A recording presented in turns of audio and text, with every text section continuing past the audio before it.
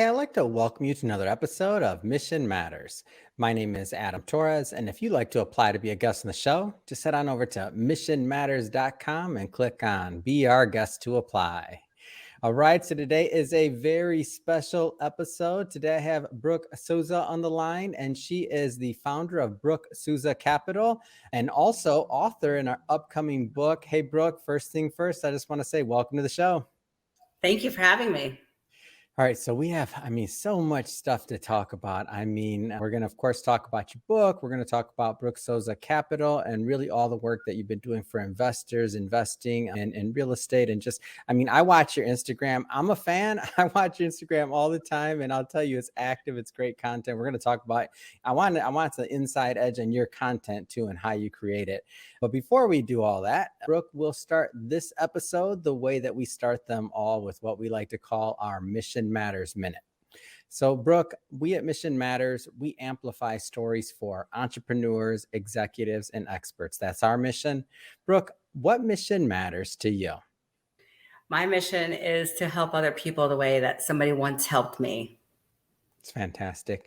Love bringing mission-based entrepreneurs and executives on the line, really to share why they do what they do, how they do it, and what we can all learn from that, so we all grow together. So, again, great having you on. And before we get into the real estate side of things and everything else, I want to start with how I was originally introduced to you through Chris Kai and his Gifter X talks, and when I saw you speak in public and I heard your story about world's strongest women, like how you achieved it, like all those things, I was like, oh my gosh. First off, and I said this as soon as when I heard you speak, I'm telling you, Brooke, I said to Chris, okay, Chris, Brooke has to be in a book and she has to come on my show. And I'm glad we were able to make all of that happen. And just to get us, I guess, kicked off here, maybe just go into your background a little bit. World's strongest woman, like how did all this take place? Wow. So, stay-at-home mom and majorly overweight. I was lost in what goals could I have for myself?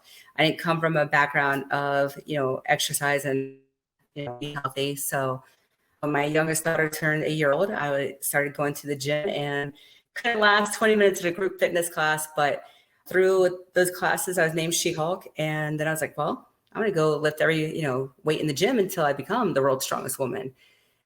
And that led to getting into lifting and setting a presence for my girls to see, I can be a mom and a wife at the time and still go after my own goals. Wow, it's such a story, and I want to stick in those early days just a little bit longer because I can't glance over this accomplishment and what you've done. You're all over in the press. So for people that haven't, that don't know who Brooke is, just Google her name, and you're gonna see all kinds of content. But what was that like once you set this goal in your mind? Because we've talked offline quite a few times, but I've never asked you this. What was that like when you first set that goal? How did that feel? It was incredibly scary because I don't know anything about what I've ever gone to go and accomplish, And so you're always being told, well, you can't do that, or you should just do, a 5K. All right, well, I did a marathon. Well, you should only lose 20 pounds and, lost 115 pounds. And it just really amazed me at how many stipulations people put on me as I started talking about this is my goal. And then they just thought, oh, you'll compete one time and you'll be done. And so when you see okay, well, this doesn't fit for my life. And there has to be something so much more, for me to live versus what the people around me were saying. So it became a very, isolated journey, but I was homeschooled too before it was popular. So I think, just knowing okay, you have to just live your own life to the fullest. And I had my family's support of look, I've got to go and, accomplish the goal of losing weight to running the marathon. Again, not knowing anything, but just one foot in front of the other and finding my people along the way to help me reach these goals. Yeah. So what do you think are some of the things that helped you kind of, and I don't mean routines, but just in general, what are some of the things that you feel just helped you stay focused? How did you keep that focus? Because I feel like entrepreneurs and just people with ideas in general, we're sometimes all over the place, but how did you stay focused? When it came to weight loss and competing, the weight loss part, I was just trying to set out the path for my girls to realize, okay, they have got to live a healthier life than, me being 10 years old. And I was 180 pounds at the time. And so that was like my focus was I did not want my girls to, grow up into their teenage years living a life of pain like I did. Mhm. Then when it became to, going out and accomplishing my, marathon running days or strongman, it was really just showing them that, okay, you don't quit when things get hard. I've torn my hands up. I've, torn my bicep and I still competed. And that way, just to show them things outside of what school teaches. I wanted them to realize, okay, yes, life is going to be hard. And yes, you have to juggle all these different things. Is it really juggling? No, it's just, I think, a way of life. I believe like we are taught to just handle one thing at a time, such as go get good grades in school. But if you do school and a sport, then you are forced to quit if Mhm. your, grades start going down. And I'm just like, but then you have a shock when you come out of, high school and out on your own. So again, putting myself through these different journeys to show anybody, okay, here's the breakdown. And it's really simple. It's like you first start, cooking, you add one ingredient and then you're like, oh, well, maybe I want this ingredient. And over time, it's really not that big of a deal to manage all of this.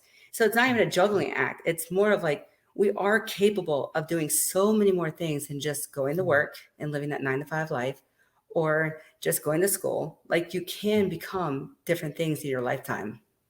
Yeah. And one of the things that I've just noticed from, from the outside looking in, and now I like to think also from the inside as we become part of each other's community, is that you are an ultimate community builder, whether you realize this or not. And I want your comments on this, but you, whether it's intuitively or otherwise, are always building community. And a lot of it shows too, in my opinion, some of the results and the things you've been able to accomplish in real estate. But even before that, I mean, what was the idea of community like where did you get that sense from? Because I feel it's pretty unique. Well, I'm really glad you bring this up Yeah. because I don't really get to talk about this, but you are right. This is Yeah. something very deep inside for my passion and my why in life and my purpose. Like this goes back to like when I was a kid, my parents always had the opportunity for our family to come over, friends come over. Mm. It wasn't even like family blood related. It was just people that came over. And it's like, well, what are we celebrating? We're like, oh, we're celebrating May 23rd. Like, let's go out, like we would have a cookout or whatever. And my parents had no money, but we always had people over. The doors were always open. In my Yeah. personal home, I had the same like rule. I'm like, no, I don't care if it's my personal home or a house I'm working on. Mm. Everybody is allowed to come and go. And when I was a personal trainer, a lot like, okay, I could be your one trainer one-on-one, but if I had a group of like 25 people in an hour, which is how it was Mhm. pre-COVID, like people then could talk to each other. I'm not going to be your only tool in your toolbox to have the best life possible. I connect you with Mm. this person over here that has similar issues or problems, whatever it could be. Or, oh, wait, this person over here can help you. You just started like matchmaking and it was just so beautiful. And so now Mm. in real estate, I do the same thing where I'm like, okay, everybody's going to know everybody in who I work with, or just in the connection to get their own journey started, because there's Mm. something so much more than it being all about yourself. And when you start seeing like, oh, I just talked to so-and-so, I'm like, great. Did they help you? Like, they're like, oh, we got started and we got my headshots, or we went and looked at properties. Like that makes me so happy because you get to win too. And then you realize you're not living life alone. And so when I Yeah. look at like how lonely the journey is, like from being homeschooled because I didn't want to be a follower. So I begged my Mhm. parents at like 9 years old to homeschool me. And then you look into, obviously weight loss journey, you have to like keep yourself from going out and eating with people. Then Mm. when you run a marathon, nobody's going to go out there and train a marathon with me. So you're running by yourself. Then you go into strongman, like people are like, Brooke, I'm not going to lift cars, but you go right ahead. So the journey from being so isolated, right? And then I'm like, Mm. well, with real estate, like I want everybody to win. And like when Mm. you listen to these books and you're learning and stuff, you're like, wow, like you realize if there's the numbers are right, everybody Mm. can win. Everybody can eat at this table. And my Yeah. table is like pretty big. I even have my here at home, like my kitchen table is like, no, there is no kid table like the holidays, like no, Yeah. we are all eating together. Yeah. And so that's how I view my business. And I absolutely love it because you just grow people. And there's Mm, some people who are there just for a chapter. There's some people that just don't go away from series to series. And I mhm, absolutely love it because it's like, you enhance other people's lives. And yeah. we all are where we are because of things that we just don't know. And it's like sometimes like I just want to be the mom and like, come on, I'm going to hold your hand and guide you for the next few Mhm, steps or maybe the next mile, but we're going to get through this and you'll be like free to fly away and grow up, right? And it's like yeah. I'm always here for you, and because I put myself through this personal journey to Mm, learn all these things. That way I could coach other people. And it's like you yeah. won't feel it's okay. I'm giving you a canvas to go and learn on, to be free from whatever trauma has happened in your past, to grow past and be better for somebody else. Mm.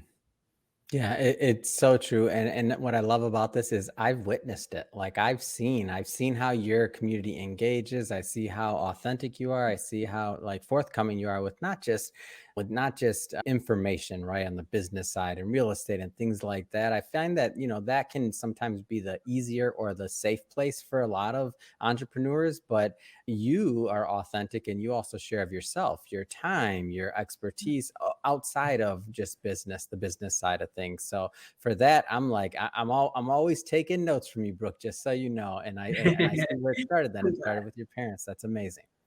Thank you. So, Brooke, I want to switch it up here a little bit. So, as we've been talking about kind of a little bit investing in real estate, so private money real estate investing for beginners, like let's talk a little bit more about your story. You mentioned you started as in personal training and the athletic side of things. Like how did real estate come up? Real estate just kind of like happened. It wasn't anything I ever dreamt about. A lot of people come to me like, oh, I always wanted to do real estate. And I'm just like, Mhm. okay, it wasn't really like my choice. COVID took my personal training business. So with Mm, working like 6 hours a week as a personal trainer, 7 years, pre-COVID, I was like, I'm not going to go back to working for anybody or, living a life where I have to restrict myself. And so I was like, mm, okay, well, I got all this time on my hands because of the schedule I built for myself. And I read Rich Dad Poor Dad. Of course, a lot of people will say this book, and you have to, yeah, I mean, I read one book since high school. So for me to read or listen to this book, that was a big step. And then I was like, yeah, okay, like I went to my kids. I was like, did you guys know what an asset and liability was? And they're like, yeah, mommy. And I was like, well, I'm 39 years old and I'm just now finding this out. So I was like, I've got to figure this whole game. Like I had to mm, figure this out for my kids to not end up working for me the way that my yeah, parents will, in their 60s. And mhm, so I made it a mission to like educate myself. And I was like, knowledge is power. And I became mm, so absorbed in books, and I would go learn hands-on how to do the work myself until like mm, I got to a point where I could actually hire people for those jobs. But for 13 years after I lost my home in the market crash of 2008, I told myself I mm, would never buy a house. And now mm. we're over 100. Wow. And I didn't know that part of the story. So in the very beginning, you said that you started out, I know, I just thought you were handy or grew up that way because I've seen pictures on Instagram where you're like fixing something or doing something, you're messing with some drywall. I don't know what you're doing. I'm like, there goes Brooke again. So wait a That's minute. what So you started, or you were actually one of the first people that you were actually physically working on the houses in the beginning before you could hire Yes. people. Is that right? Yes. I knew Wow. on So you're several not different not levels. scared to get your hands dirty. No. I figured that would be a way for me to know like, timelines for how long a project would take. I could really figure Mhm, out like, what, the respect I would have for the people coming into my houses to do the job too. Drywall finishers, like hands down, they're worth every penny. That's something that I don't have patience for. But I had like 24 days to learn enough in HVAC, plumbing, electrical to be able to like, okay, I know what tools, I know how this goes in. I can see the mhm, pieces come together. It's like putting together like a Lego set, right? And so mm, when people would come in, to my homes and start quoting me for stuff, I'm like, okay, well, divide the hours, of how long it would take to do the job. I'm like, I don't mind doing it. I'll do it myself. But then like the last like 6 months, I've been able to be fully like hands off the house. And if I mm. ever need to step in and be coach or motivate the crew, like I have no problem like laying flooring, doing plumbing, teaching plumbing. Mm. Like it's really fun. Now that's amazing to me because you'll get your hands dirty. I mean, there was Mhm. times when I mean, I remember being in real estate doing certain things, and I was like, "Oh man, I don't know." But you're in the mix, like you're enjoying it, and you could tell by the way by your crew and the other people around you. And I feel like possibly part of this has been a part of maybe the reason for your success. Now you mentioned, and let's kind of maybe shift focus a bit here, and I want to go into Brooke Sousa Capital as well. So maybe that's part of the reason why you've been so successful. I mean, you said over 100 houses. Am I off on that? When I'm using other people's money, like to me, money is where your heart is, right? Mhm. And so I had the responsibility as a personal trainer with other people's bodies. They'd come to me, Mhm. here's your, I'm paying you to help me. They would tell me, their said goal, and it's important for me Mhm. to know what their body needed to get them to the success of what the end goal, right? Yeah. And so now in real estate, I'm using other people's money. I have their heart in my hand. So Mhm. how do I make sure it's my responsibility to protect that at all costs, whether it's running down squatters or, different appraisers and whatnot, or, just to make sure I know my knowledge behind that. Or, okay, if Mhm. skilled labor wants to tell me X amount of dollars for a job that costs a third of that, I am Mhm. again responsible for that person's money. They're like Mhm. rely on me to know, lead the way and protect their investment. So I just found it really important for me to learn the information, but also all these guys know, okay, well, if we're not going to perform, Brooke's going to jump in and do it because I Yeah. have a commitment to not only my hard money lenders, but also to Mhm. my private investors where, okay, we have a timeline and this doesn't Mhm. take a year to turn a house. I think Mhm. I'm turning houses in like 3 months, like Yeah. time that you rehab them to, refinance or flip. Mhm. And it's Yeah. like, I want to keep that, consistency of no longer than 6 month turnaround. Mm. What do you think? Maybe first off, how did you kind of get started and go the private money route? Like, how did you do that? And really, how what are some of the secrets or some of the things that you feel have made you so successful and earning the trust of your private investors? I always tell people it's kind of like not there of the sense that I had myself already a name built for myself in another area of life. And so when you're Mhm. successful in another area, to use that and showing like, okay, I don't quit, I don't give up. And it Yeah. was really important to me to go back on the core values of how the world once operated of Yeah. handshake and your word is everything.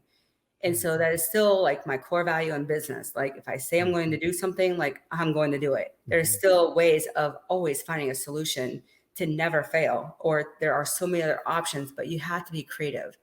And Mhm. so when I teach not only my laborers how to be creative, and what is around in the solution to a lot of the problems, because again, it pulls the weight off of me and always thinking, but you're creating those people. Like I know Napoleon Hill doesn't say you can have create a creative mind, but I believe you can open up people's minds into like thinking a little bit more of like, okay, what is the, solution? But Mhm. also in the investor of like, okay, you do realize like we have this money and we can turn it into something bigger. And, Yeah. looking at retirement plans or, different ways of investing what they have. But when I got started, I didn't have any money, I'm losing my business of, Yeah. $30,000 a month and there's no handout. So I'm like, okay, well, people are like, well, I don't know anybody with money. And so what I really encourage to new investors is like start talking to people. I think we Mhm. get so isolated and not talking to the person next to you in the grocery store or at the bar or wherever you're at. Like just start up a conversation. And especially the last 3 years of just like everyone just stopped kind of like talking to people with, being 6 feet away or whatever. I'm like, Yeah. you have the opportunity to really learn about those around you. Mhm. And so the more you start talking to people, you have no clue. Like it's the investors that I get on the airplanes. Like it's the investor from a cruise from, 15 years ago. There are Wow. people everywhere and you have no clue when they're going to come back and play a role in your life. But if you think you can do life on your own or within just your family and not ask for help, you're not going to get very far. And I Mm. know that, I mean, I was raised where like, you always do everything by yourself. Don't ask for help. And Mhm. then I'm just like, man, if I had the Mac Daddy of tools, meaning the people, what kind of empire could you build? And when I Yeah. competed, if I had all the exercises in the world and not just this 5-3-1 or, you know, CrossFit, type Mhm. program, if I had all these exercises to train my weaknesses, what kind of, strength could I, perform? Yeah. And so I just look at, okay, you have to find your people. I didn't know that there was such thing as a 54-inch bathtub one time for a house. And I was just like, I just started talking to people. I'm like, if I need something, I'll just tell, okay, here's what's going on in my life, right? And I'm just like, Mm. man, 54-inch bathtub. And there was the delivery driver for Lowe's that overheard me. And he's like, oh, yeah, that's a mobile home bathtub. I was like, what? And so instead of me waiting 8 weeks for a special order, he found it for me in like 2 hours. And these things happen all the time. And Mhm. it's just like, hey, you're not meant to live life alone. And if you just start speaking, you'll be finding those people for the private money as well as to get Mm. through any part of your life. Yeah. What do you look for in investments as you're going out there and thinking about a property to purchase? And I mean, this could be geography, type of property. I mean, just give us a little bit of insight into your investment thesis and really how you make decisions. Well, I love the worse of a house, the better. Like if it's Mm. ugly and nobody wants to step foot in it, I'm like, that's my house. I look at it as like the broken people, right? Nobody wants to touch the people with baggage and like, oh, you've got a lot of problems. And so I look at these houses the same way as people. I'm like, no, like I have a purpose in the ability to take something of like brokenness and put it back together again. Mm. And so I have my standards of the 70% rule, which is 70% loan to value. I won't go any like more of leverage on my homes. And in that way, there's plenty of money in the budget of like, okay, if I have to hold a house instead of flipping it, or if I need to flip a house instead of holding it, I won't lose either way.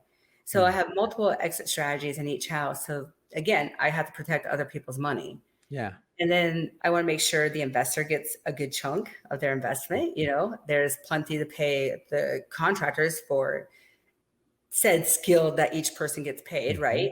And you Absolutely. really have to know those numbers and what they bring to the table and the speed in which we can all function together because we all once operated this way. I mean, this isn't anything Mhm. new, but it's just a standard, an expectation, a requirement in my business to be here. Mm. And then that way I can take on these, Mm. harder houses that nobody wants to deal with. So Yeah.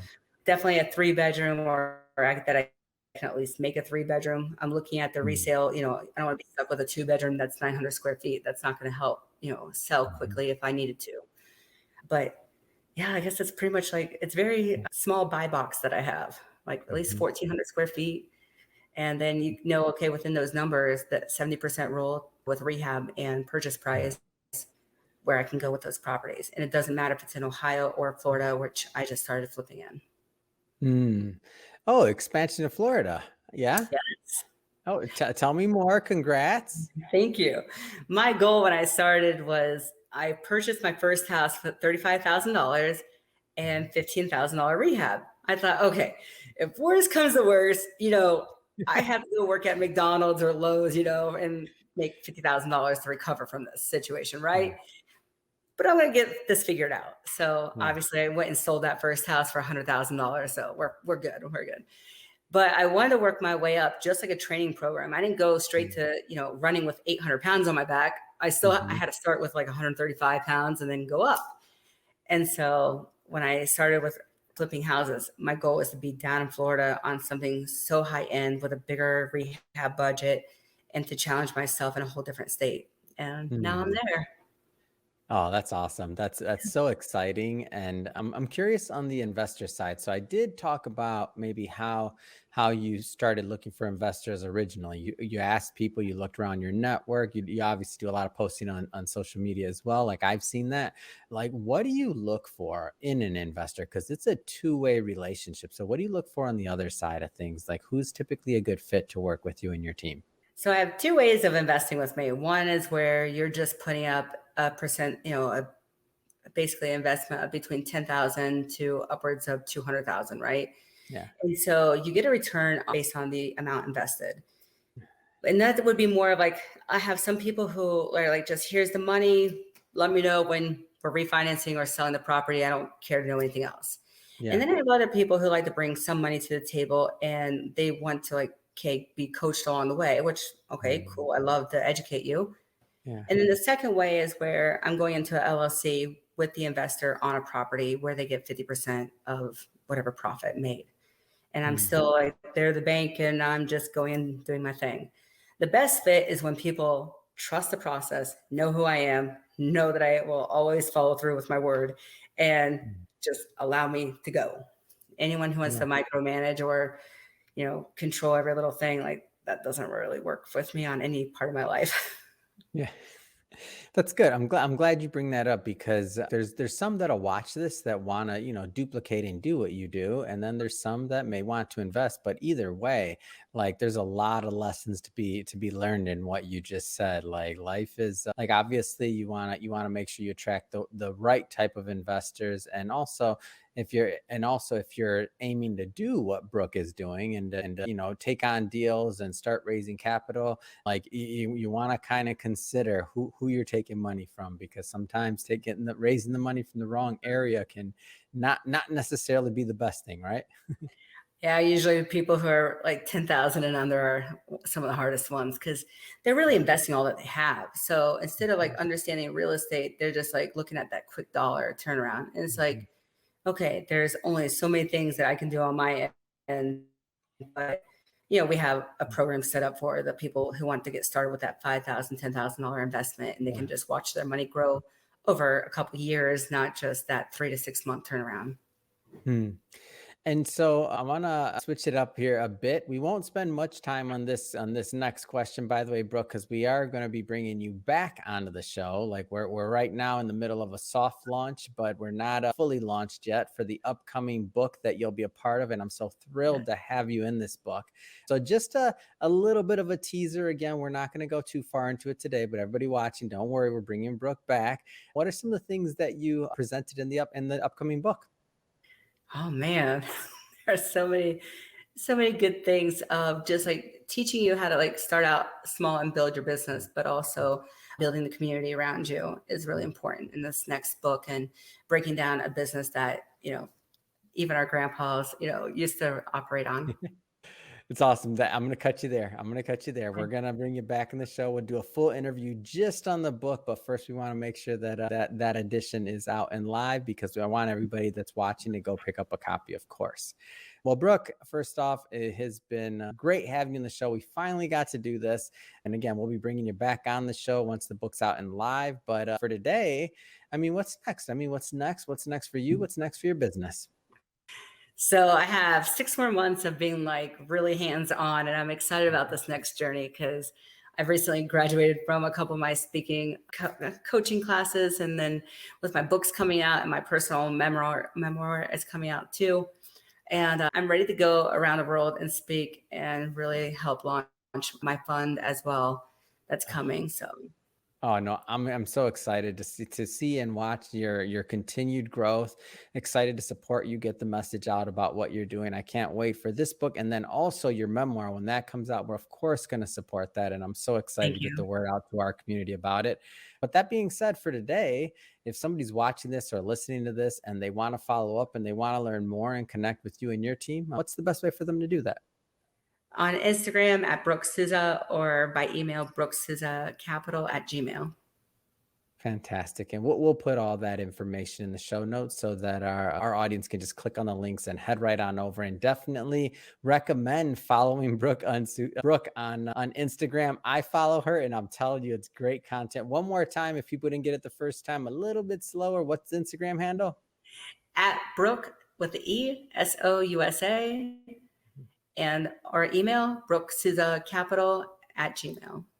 Fantastic. We'll put all in the show notes for the audience. And speaking of the audience, if this is your first time with Mission Matters or engaging in an episode or the platform in general, we're all about bringing on business owners, entrepreneurs, and executives and having them share their mission, the reason behind their mission, and how they got started, what motivates them, and so that we can all grow together, so we can all learn and grow together from that content. And if that's the type of content that sounds interesting or fun or exciting to you, we welcome you. Hit that subscribe button, because we have many more mission-based individuals coming up on the line and we don't want you to miss a thing. And Brooke, again, it has been a pleasure. Until the next time, thanks again for coming on the show.